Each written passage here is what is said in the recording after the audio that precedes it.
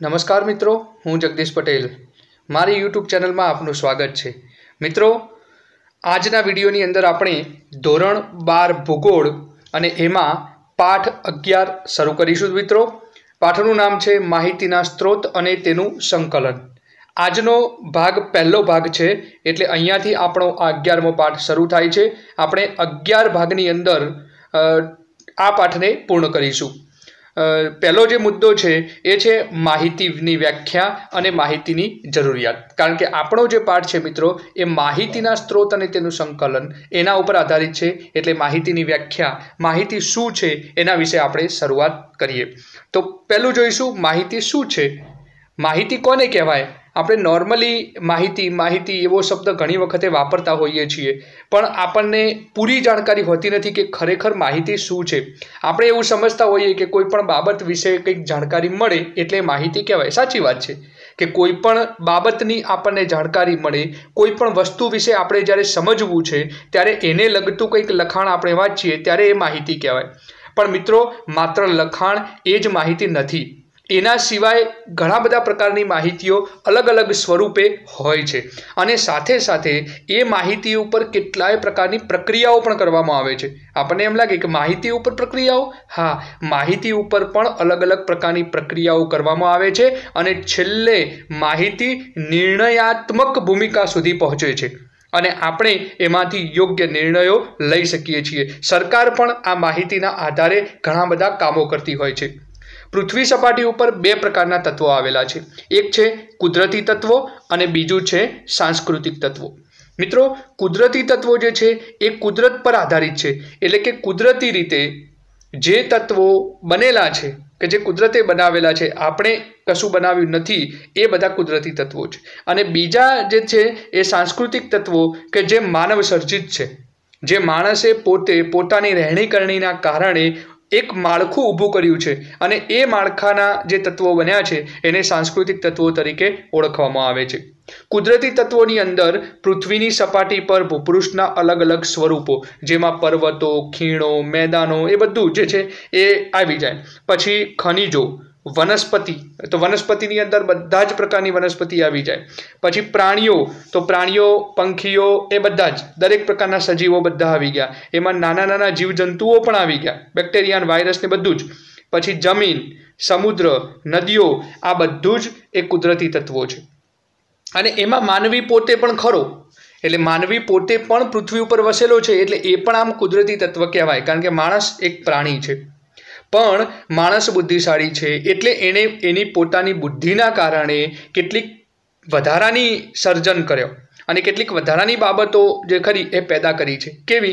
તો એમાં જુઓ, વસ્તીનું પ્રમાણ, પછી રહેણાંક માટેના આવાસો, ખેતી, ઉદ્યોગો, પરિવહન, સંદેશા વ્યવહારનું માળખું અને આના સિવાય બીજા ઘણા બધા બાબતો तत्वों आवे छे। तो ए बधी बाबतों जे छे ए सांस्कृतिक तत्वों गणाय छे।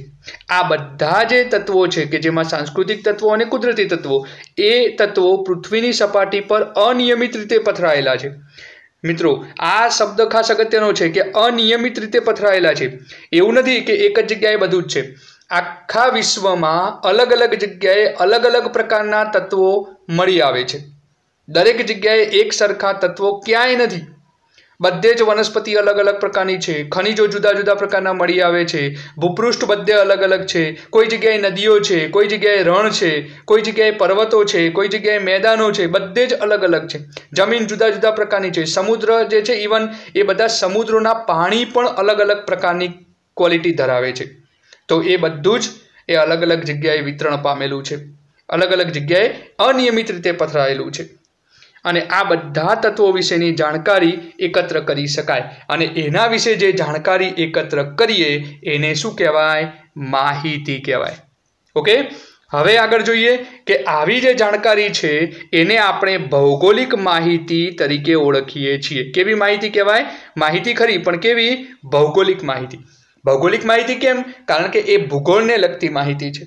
पछी ए भौगोलिक माहितीमांथी अलग अलग प्रकारनी बीजी माहितीमां परिवर्तन पामे। जुओ मित्रों, अहींया छे के आ एक आकृति तमने बतावी छे के ध रियल वर्ल्ड એવું લખેલું છે। હવે ધ રિયલ વર્લ્ડ એટલે આ આખી આપણી પૃથ્વી છે। સમજી લો કે પૃથ્વી ઉપર આ બધા જે તત્વો આપણે જોયા એ બધા તત્વો આમાં સમાયેલા છે। પણ ખાલી આનો એકલો પૃથ્વી જોઈ લીધી એટલે એનો અભ્યાસ થઈ ગયો નથી, પણ એમાં ઘણા બધા વિભાગો આમ સેક્શન પાડી દીધા। એટલે તમે જોઈ શકો છો કે અહીંયા જે જોયું છું કે GIS વર્લ્ડ મોડેલ, તો એની અંદર ઇમેજરી, પછી એલિવેશન, ટ્રાન્સપોર્ટેશન એટલે જે આપણે પરિવહન, પછી એડ્રેસ, બધાના સરનામા, જે કઈ વસ્તુ ક્યાં આવેલી છે એ, પછી બાઉન્ડ્રીઝ એ દરેક વસ્તુની, વોટર ફીચર્સ, સર્વે કંટ્રોલ અને અલગ અલગ ડેટા। આ બધી બાબતો જે છે એ અલગ અલગ રીતે એનો અભ્યાસ કરવાનો થાય ત્યારે આપણને આવી બધી માહિતી મળે છે। તો ફક્ત છે કે આમ રિયલ વર્લ્ડ પૃથ્વી, પણ એમાંથી આ બધું જ અલગ જો તારવવામાં આવે તો અસંખ્ય પ્રકારની માહિતી આપણને અહીંયાથી પ્રાપ્ત થાય છે। એ જ રીતે અહીંયા પણ મેં તમને એક આકૃતિ આપી છે કે આ જે છે એ આપણું આખું વર્લ્ડ છે, પણ વર્લ્ડમાંથી અલગ અલગ પ્રકારના ડેટા જે છે ને એ અલગ ચારે બાજુથી તમે જોઈ શકો છો કે ટ્રાન્સપોર્ટેશન, લોકેશન, પછી આ બુક્સને લગતી માહિતી છે, પછી આ કરન્સીને લગતી બાબતો છે, વરસાદ, મેટ્રોલોજી, વાતાવરણ છે, આ વનસ્પતિ છે। તો આવી બધી દરેક બાબતોનો અભ્યાસ અહીંયા આપણે અલગ અલગ રીતે કરવાનો થાય છે। આવી જે માહિતી છે એ માહિતીની ઓકળાના સ્વરૂપમાં પણ મેળવી શકાય, કારણ કે છેવટે ઓકળાકીય માહિતીમાં પરિવર્તન તો કરવું જ પડે અને એના આધારે જ બધી અલગ અલગ પ્રકારની ગણતરીઓ થઈ શકે। એને આવી જે માહિતી ઓકળાકીય સ્વરૂપ હોય જેને ઓકળાકીય માહિતી અથવા તો ડેટા તરીકે ઓળખવામાં આવે છે। આપણે જે ડેટા શબ્દ કમ્પ્યુટરમાં કહીએ છીએ ને એ ડેટા એટલે એ ઓકળાકીય માહિતી, અને એના ઉપર અલગ અલગ પ્રકારની પ્રક્રિયાઓ થતી હોય છે। આ જે ઓકળા છે એ ઓકળા એ કોઈ તત્વના વિતરણની લાક્ષણિકતાઓ દર્શાવે છે। કોઈ તત્વ, કુદરતી તત્વ અને સાંસ્કૃતિક તત્વ, એ બધા તત્વો જોયા, એમાંથી કોઈ એક તત્વ પૃથ્વી સપાટી ઉપર ક્યાં કેવી રીતે પથરાયેલું છે, કોઈ જગ્યાએ વધારે છે, કોઈ જગ્યાએ ઓછું છે, દરેક જગ્યાએ પાછી એની લાક્ષણિકતાઓ પણ અલગ અલગ પ્રકારની હોય છે। એ બધી બાબતો એ આ ઓકળા દર્શાવે છે અને એમની સંખ્યા પ્રમાણે અંગે આપણને માહિતી પણ આપે છે, જેથી કરીને આપણને એના વિશે પૂરેપૂરી જાણકારી મળે છે। આવા જે ઓકળા છે એ ઓકળા બે પ્રકારના હોઈ શકે। એક છે ગુણાત્મક ઓકળા એટલે કે ક્વોલિટેટિવ ઓકળા હોઈ શકે, અને બીજા છે માત્રાત્મક એટલે કે ક્વોન્ટિટેટિવ હોઈ શકે। હવે ક્વોલિટેટિવ અને ક્વોન્ટિટેટિવ બંનેનો તફાવત છે। ગુણાત્મક કોને કહેવાય અને માત્રાત્મક કોને કહેવાય? ગુણાત્મક એટલે જે વર્ણન થઈ શકે એ ગુણાત્મક, કે જેના ગુણો તપાસવાના હોય, એટલે કે જેને ઊંડાણપૂર્વક સમજવાનું હોય। અને માત્રાત્મક એટલે જે ઓકળા, જે માત્રા ઉપર આધારિત છે, એટલે કે જે ઓકળા ઉપર આધારિત છે, જેની ગણતરી થતી હોય, જે પરફેક્ટ છે, એમાં કોઈ અદલા બદલી થઈ ન શકે, જેમાં કોઈ અર્થનો અનર્થ ન થઈ શકે, એ બધું માત્રાત્મક કહી શકાય। હવે એને આપણે તફાવતમાં સમજીએ તો જુઓ, ક્વોલિટેટિવ અને ક્વોન્ટિટેટિવ એ બે વસ્તુ અહીંયા મેં તમને બતાવેલી છે। જો કે આપણા અભ્યાસક્રમની અંદર આટલું બધું ઊંડાણમાં નથી, પણ છતાં હું તમને આ ટોપિક સમજાવું છું, ગુણાત્મક અને માત્રાત્મક કોને કહેવાય। નહીં તો આપણા પુસ્તકની અંદર ફક્ત તમારે ગુણાત્મક અને માત્રાત્મક બે પ્રકાર જ પરીક્ષાની અંદર પૂછાય છે અને એટલા જ લખવાના હોય છે, પણ છતાં આપણે સમજીએ તો ક્વોલિટેટિવ જે છે એટલે કે ગુણાત્મક જે છે એમાં શબ્દોનો ઉપયોગ થતો હોય છે, યુઝિસ વર્ડ્સ, એટલે કે શબ્દોનો ઉપયોગ થતો હોય છે, જ્યારે માત્રાત્મકની અંદર ઓકળાઓનો જ ઉપયોગ થાય। અંકો 1 2 3 4 એ બધા અંકોનો ઉપયોગ થાય, અને આ ગુણાત્મકમાં શબ્દોનો ઉપયોગ થાય। એટલે એમાં શબ્દોથી કોઈ ફકરો, કોઈ પ્રાણી છે, કોઈ વસ્તુ છે, તો એને સમજાવવું છે, તો એને તમે આપણી શબ્દોમાં નિબંધ નથી લખતા, તો એ ક્વોલિટેટિવ રિસર્ચ કહેવાય। અને કોઈ વસ્તુને ઓકળાની અંદર ફેરવી દેવામાં આવે, ગણતરીઓ કરવામાં આવે, તો પછી એ જે છે માત્રાત્મક રિસર્ચ કહેવાય। પછી કનેક્ટેડ વિથ મિનિંગ્સ એટલે કે ગુણાત્મક જે છે એમાં અર્થ સમજવાના હોય છે, જ્યારે માત્રાત્મક હોય એ કન્સર્ન્ડ વિથ બિહેવિયર, વર્તન સમજવાનું હોય। એટલે ઓકળાકીયમાં વર્તન અને ગુણાત્મકમાં અર્થ સમજવાનો હોય છે। પછી ઇન્ડ્યુસિસ હાઇપોથિસિસ ફ્રોમ ડેટા, અને અહીંયા જે છે qualitative A begins with hypothesis. તો કહેવાનો મતલબ એ છે કે ગુણાત્મક જે છે એમાં ડેટાને શબ્દો સાથે જોડવામાં આવે છે, અને માત્રાત્મક જે છે એની અંદર અંકો સાથે એને જોડવામાં આવે છે, મતલબ કે કેલ્ક્યુલેશન સાથે એને જોડવામાં આવે છે. જેમ કે એનું ઉદાહરણ જોઈએ તો એમાં કેસ સ્ટડી, કોઈ વસ્તુનો કેસ સ્ટડી કરવાનો આવે અને એના વિશે સંપૂર્ણ અભ્યાસ કરી અને આપણે વાંચન કરીએ તો એ ગુણાત્મક કહેવાય. અને માત્રાત્મક એટલે જનરલાઇઝેશન, કે જેની અંદર આંકડાકીય ગણતરીઓ હોય અને સાથે સાથે એને પછી સારણીકરણ કે પછી બીજા ડેટાની અંદર એને ફેરવવામાં આવે તો એ જનરલાઇઝેશન તરીકે ઓળખવામાં આવે છે. છેલ્લે આપણે એમાં નિર્ણય ઉપર જતા હોઈએ છીએ. તમે જુઓ કે આ ક્વોલિટેટિવ છે અને આ ક્વોન્ટિટેટિવ છે. બીજી આકૃતિમાં મેં તમને સમજાવ્યું છે કે અહીંયા એક્સપ્લોર એટલે કે વર્ણન કરવાનું હોય છે, અહીંયા ક્વોન્ટિફાય એટલે અંકો ક્વોન્ટિટી જે છે એના સાથે મતલબ હોય છે. અહીંયા ગો ડીપ એટલે કે ક્વોલિટેટિવ જે છે ગુણાત્મક, એની અંદર ઊંડાણમાં જવાનું હોય છે સમજવા માટે. અને આની અંદર વેલિડેટ એટલે કે વેલિડેશન કરવાનું હોય છે, ચોક્કસ એને તપાસ કરવાની હોય છે આંકડાની, એમાં કોઈ ભૂલ ના ચાલે. પછી જે ગુણાત્મક છે એની અંદર સીક ટુ અન્ડરસ્ટેન્ડ, સમજવાનો પ્રયત્ન કરવાનો હોય છે. જ્યારે ક્વોન્ટિટેટિવ એટલે કે માત્રાત્મક છે એની અંદર મેક ડિસિઝન્સ, નિર્ણયો લેવા માટે એની ગણતરીઓ કરવાની હોય છે. તો સમજણ પડી ગઈ દોસ્તો કે ગુણાત્મક કોને કહેવાય અને માત્રાત્મક કોને કહેવાય. હવે આગળ જોઈએ કે માહિતી જે છે એ માહિતી કેટલા પ્રકારોમાં થઈને અને કેટલી જગ્યાએ થઈને પ્રોસેસમાં થઈને પસાર થાય છે. એવું નહીં કે માહિતી આવી ગઈ એટલે વાત પૂરી થઈ ગઈ. માહિતી આવ્યા પછી આ માહિતીનું વૃક્ષ મેં તમને અહીંયા બતાવ્યું છે કે માહિતી જ્યારે આવે છે ત્યારે માહિતી પછી કેટલી પ્રક્રિયાઓમાં થઈને પસાર થાય છે. ફક્ત શરૂઆતમાં આપણે જોઈએ તો માહિતીનું એકત્રીકરણ કરવું પડે. હવે માહિતીનું એકત્રીકરણ બે રીતે થાય, એક પ્રાથમિક માહિતી રીતે અને એક બીજું સેકન્ડરી માહિતી રીતે. એટલે પહેલું માહિતીનું એકત્રીકરણ, એમાં બે સેક્શન. પછી માહિતીનો સંગ્રહ, આ માહિતીનું એકત્રીકરણ કર્યું. હવે માહિતી એકત્રીકરણ માહિતી ભેગી કરી, હવે ભેગી કર્યા પછી એનો સંગ્રહ કરવો પડે, મતલબ કે કોઈ પુસ્તક બનાવવું પડે, કોઈ બીજું કંઈક ગમે તે સીડી બનાવવી પડે, કોઈ સંકલન કરવું પડે, ટૂંકમાં એનો સંગ્રહ કરવો પડે. હવે આ સંગ્રહની અંદર કઈ વસ્તુઓ હોય તો એક તો મિત્રો જુઓ લખાણ હોય, ફક્ત લખાણ ન હોય પણ એનું વર્ણન પણ સાથે સાથે કરેલું હોય, એના ફોટા જે પાડ્યા હોય એ પણ યોગ્ય જગ્યાએ ચિપકાવેલા હોય, વિડીયો હોય તો વિડીયોની લિંક અથવા તો વિડીયોની સીડી કે એની અંદર સંગ્રહ કરેલો હોય, સાઈડમાં ચિત્રો દોરેલા હોય, રેખાંકન હોય, સ્કેચ હોય. તો આવી બધી રીતે અલગ અલગ પ્રકારે માહિતીનો સંગ્રહ કરવામાં આવે છે. ત્યારબાદ માહિતીનું વિશ્લેષણ કરવું પડે. માહિતીનો સંગ્રહ થઈ ગયો, હવે માહિતીને વાંચી એનો અભ્યાસ કરી અને એનું વિશ્લેષણ કરો. એમાંથી જરૂરી વસ્તુઓ રાખવાની, બિનજરૂરી વસ્તુઓ કાઢી નાખવાની, એ રીતે એનું એનાલિસિસ કરવું પડે. અને એનાલિસિસનું કામ જ્યારે થાય ત્યારે સૌથી પહેલું કામ આવે સંપાદનનું. સંપાદન એટલે કે એડિટિંગ આપણે કહીએ છીએ. કમ્પ્યુટરમાં એડિટિંગ શબ્દ બહુ વપરાય છે. એટલે એડિટિંગ એટલે સુધારો વધારો. અમુક પ્રકારની માહિતી આપણે ઘણી બધી ક્યાંક ગયા, કોઈ વસ્તુની તપાસ કરી, ધારો કે તમે કોઈ જગ્યાએ ફરવા માટે ગયા છો અને ત્યાંનો અહેવાલ તમે તૈયાર કરો છો. હવે એ અહેવાલની અંદર તમે ઘણું બધું લખ્યું, ત્યાં ફર્યા એટલું, જે કેટલાય પ્રકારના ફોટા પાડ્યા, કેટલાય વિડીયો ઉતાર્યા, પણ પછી ઘેર લાવીને તમને એમ કહેવામાં આવે કે તમારે હવે આનો અહેવાલ તૈયાર કરવાનો છે. તો તમે જેટલા ફોટા પાડ્યા અને જેટલું બધું કર્યું બધું જ આપી દેશો? ના, એમાં આપણે શું કરીશું? જરૂરી વસ્તુઓ રાખીશું, એનું યોગ્ય ફોર્મેટિંગ કરીને લાઇનસર ગોઠવીશું, બિનજરૂરી ફોટા હોય એ બધા કાઢી નાખીશું, અમુક વિડીયોઝ આપણને યોગ્ય લાગે કે ભાઈ આ નથી બરાબર તો એને કાઢી નાખીશું. આવું બધું કરીશું, એટલે કે સુધારા વધારા કરીશું, તો એને સંપાદન કહેવાય. હવે આ સંપાદનનું કામ પૂરું થઈ જાય પછી આપણને એમ લાગે કે હા બરાબર, હવે આપણી માહિતી કમ્પ્લીટ થઈ ગઈ છે, તો હવે એ માહિતીનું પછી વર્ગીકરણ કરવું પડે. વર્ગીકરણ એટલે બધા અલગ અલગ વિભાગોની અંદર એને ગોઠવવું પડે. કારણ કે તમે સેક્શન ના પાડો, મુદ્દા ના પાડો, એને જે તે વિભાગની અંદર મૂકો નહીં ત્યાં સુધી સળંગ જો માહિતી હોય તો આપણને બોરિંગ લાગે. અને એ બોરિંગ માહિતી એ કોઈ કામની રહેતી નથી. કોઈ માણસ એને વાંચતું નથી કે કોઈ બીજા માણસોને ઉપયોગી નથી સાબિત થતી. એટલા માટે એ માહિતીને પછી આપણે વર્ગીકરણ કરવું પડે.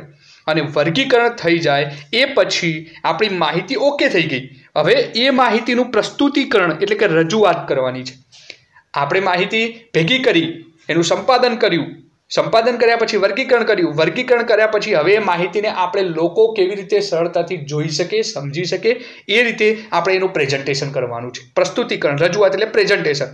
આપણે નથી ઘણી બધી જગ્યાએ આમ સ્લાઇડો ઉપર ને સ્ક્રીન ઉપર આપણને બધી માહિતી સમજાવવામાં આવતી હોય છે. એ સમજાવેલી કેવી રીતે હોય તો એમાં તમે જોઈ શકતા હશો કે કોષ્ટકની અંદર બતાવેલું હોય, કોઈ જગ્યાએ આમ કોઈ ચિત્ર હોય અથવા કોઈ ચાર્ટ હોય. ચાર્ટ તમે જોયેલા હશે, આલેખો, અને આલેખની અંદર બતાવેલું હોય કે જુઓ આની અંદર વરસાદ આ એરિયામાં વધારે પડ્યો છે, આ એરિયાની અંદર વરસાદ ઓછો પડ્યો છે. એમાં જેનો પેલો વધારે વરસાદ હોય તો એમાં સ્તંભ હોય ઊંચો, અને ઓછો વરસાદ હોય ત્યાં નીચો સ્તંભ હોય. તો આવી બધી રીતે અલગ અલગ આલેખોની અંદર, ચિત્રોમાં, પછી એમાં કોઠા બનાવીને આવી અલગ અલગ રીતે એ આપણને સમજાવવું પડે. એટલે એ સમજાવવા માટે એનું પ્રેઝન્ટેશન કરવું પડે. તો એ રીતે માહિતીનું પ્રસ્તુતિકરણ કે રજૂઆત થતી હોય છે. અને એના માટે અહીંયા 3 પ્રકાર છે. એમાં પહેલું છે સારણીકરણ.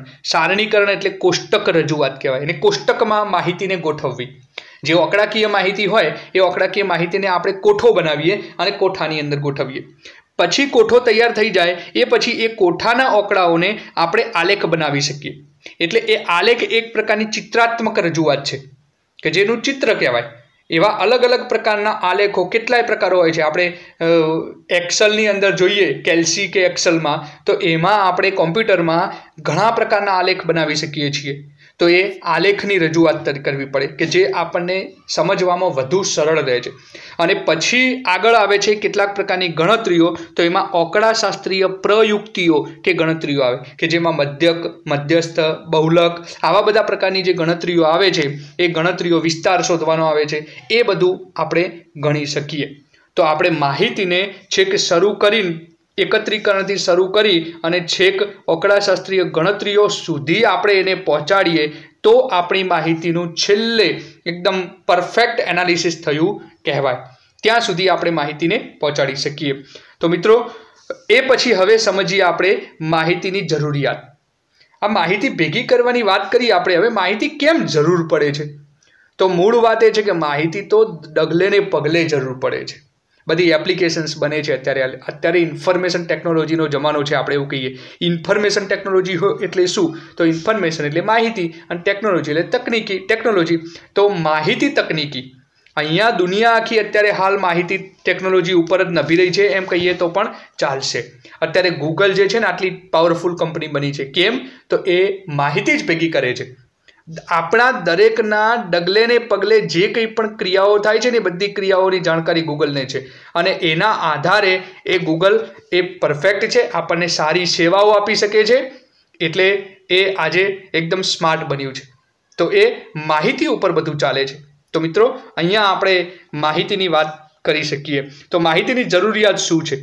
તો પૃથ્વી સપાટી ઉપર જે રહેલા બધા જ પ્રાકૃતિક તેમજ માનવ સર્જિત તત્વોનું વિતરણ કેવી રીતે થયેલું છે, કયું તત્વ અથવા કયા તત્વો ક્યાં આવેલા છે, એટલું જ ખાલી જાણવું પર્યાપ્ત નથી. આપણે ખાલી નોર્મલી એવું સમજતા કે માહિતી એટલે શું? તો જે કુદરતી તત્વો અને માનવ સર્જિત તત્વો, એ બંને તત્વો ક્યાં આવેલા છે આપણે એટલું સમજી લઈએ અને એનો ઉપયોગ કરવાનું ચાલુ કરી દઈએ. એવું નથી. એનાથી પણ આગળ ઘણી બધી માહિતી આપણે મેળવવાની જરૂર ઊભી થાય. કારણ કે આ જે બધા તત્વો છે એ તત્વો ત્યાં કેવી સ્થિતિમાં છે? કોઈ વનસ્પતિ છે કોઈ જંગલની અંદર, તો એ જંગલની અંદર એ વનસ્પતિ કેવી સ્થિતિમાં છે અને પરસ્પર કેવા સંબંધમાં ગોઠવાયેલા છે એ પણ જરૂરી છે. એ વનસ્પતિ ત્યાં ઉગી તો કેમ ઉગી? ત્યાં એને યોગ્ય પ્રકારની જમીન મળી તો એ જમીન સાથેનો એનો સંબંધ છે. ત્યાં યોગ્ય પ્રકારનું વાતાવરણ મળ્યું તો એ વાતાવરણ સાથેનો એનો સંબંધ છે. ત્યાં એને શું એવું કંઈક મળ્યું કે જેના કારણે એ વિસ્તારમાં થાય અને બીજા વિસ્તારમાં ના થાય? તો એ જે તે વાતાવરણ, જમીન કે બીજા જીવજંતુઓ એ બધા સાથે કેવા પ્રકારના સંબંધમાં એ તત્વો ગોઠવાયેલા છે એ આપણે જાણવું જરૂરી છે. પછી એ બધા વચ્ચે ગોઠવણીનો કોઈ સંબંધ છે કે નહીં તે જાણવું એક અભ્યાસી માટે ઘણું જ ઉપયોગી અને જરૂરી છે. આ પ્રકારની આપણે ભૌગોલિક માહિતી મેળવીએ અને ભૌગોલિક માહિતી એકત્ર કર્યા પછી જ્યારે આપણે એનું અર્થઘટન કરવામાં આવે, એટલે કે એ માહિતીનું આપણે અર્થઘટન કરવું એટલે એને સમજવું. અને તમે ઊંડાણપૂર્વક આ રીતે વિભાગો પાડીને વર્ગીકરણ કરો, સંપાદન કરો, આંકડાકીય ગણતરી કરો, પછી જ્યારે એનો અર્થઘટન કરો ત્યારે આપણને એક ચોંકાવનારું પરિણામ ઘણી વખતે મળી શકે. એટલે આપણને ધાર્યું ના હોય ને એના કરતાં પણ ઘણી બધી બાબતોની જાણકારી મળે. અને ત્યાં પછી આપણે યોગ્ય નિર્ણય કરી શકીએ। આવા અર્થઘટનો એ ભૂગોળના અભ્યાસ માટે ખૂબ અગત્યના બને છે। અન્ય વિષયો માટે પણ આવા તારણો સહાયરૂપ નીવડી શકે આપણને। એટલે કે જે આપણે કહ્યું ને કે આ બધા જે તારણ આપણને મળે એ તારણ ફક્ત ભૂગોળના અભ્યાસ માટે તો ઉપયોગી છે જ, પણ સાથે સાથે બીજા વિષયો માટે પણ આપણને ઉપયોગી છે। અમુક પ્રકારના ફિઝિક્સનો અભ્યાસ કરવો હોય કે પછી અમુક પ્રકારની કેમિસ્ટ્રીનો કે બાયોલોજીનો અભ્યાસ કરવો હોય તો એના માટે પણ અહીંયા આ જાણી શકાય છે। સાથે સાથે હિસ્ટ્રી પણ એના વિશે જાણી શકાય છે। એ વસ્તુ પેદા થઈ એના વિશે હજારો વર્ષ પહેલાં ત્યાં શું હતું ને કેવી પરિસ્થિતિ હતી એ આપણે અમુક તત્વોના આધારે પણ અભ્યાસ કરી શકીએ છીએ। આમ જોવા જઈએ તો પૃથ્વીની સપાટી પર આવેલો આ બધો કુદરતી તથા માનવસર્જિત તત્વોની જે માહિતી છે એનો અભ્યાસલક્ષી જરૂરિયાત બની ગઈ છે। બરાબર, આજે એનો અભ્યાસ કરવો ખૂબ જરૂરી બની ગયો છે। દરેક તત્વોનો અભ્યાસ માણસ કરે જ છે, પણ હજુ એ વધુ આપણને જાણકારી મળે અને આપણે મેક્સિમમ એનો યુઝ કરી શકીએ એ પ્રકારની માહિતી મેળવવી આજે જરૂરી છે। તો મિત્રો, આજના વિડીયોની અંદર આપણે આટલા સુધી રાખીએ છીએ। આવતા વિડીયોની અંદર આપણે માહિતીની રજૂઆત અને માહિતીનો સ્ત્રોત અને પ્રકાર વિશે અભ્યાસ કરીશું। ત્યાં સુધી રજા આપશો મિત્રો। ચેનલને સબસ્ક્રાઈબ કરશો, વિડીયોને લાઇક કરો, કોમેન્ટ લખો અને બીજા મિત્રોને શેર કરીને મિત્રો શિક્ષણમાં સહભાગી બનો। Thank you.